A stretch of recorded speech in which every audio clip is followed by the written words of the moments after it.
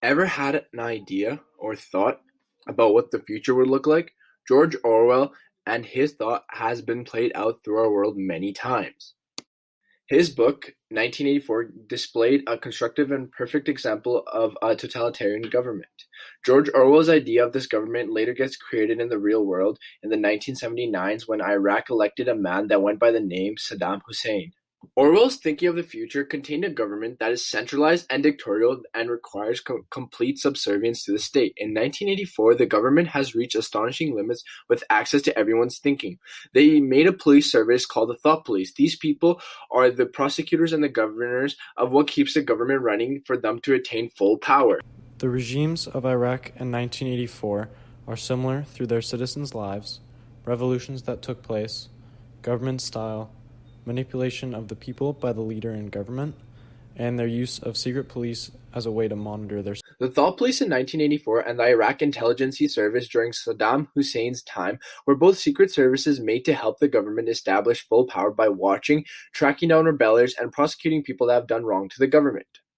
The Thought Police used telescreens, and the IIS used high-tech gear to listen through the walls.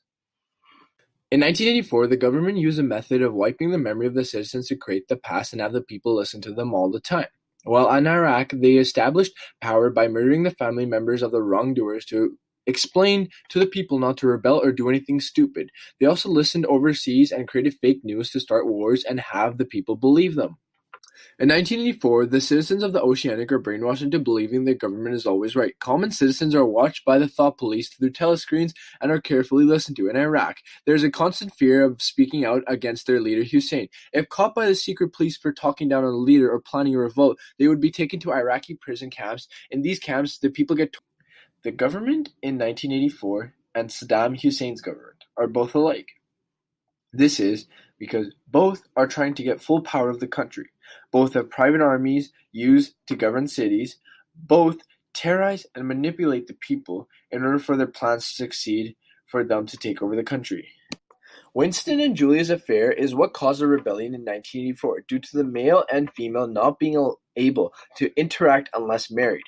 While in Iraq, the northern and southern Muslims and the Kurdish teamed up to take down Saddam Hussein's government.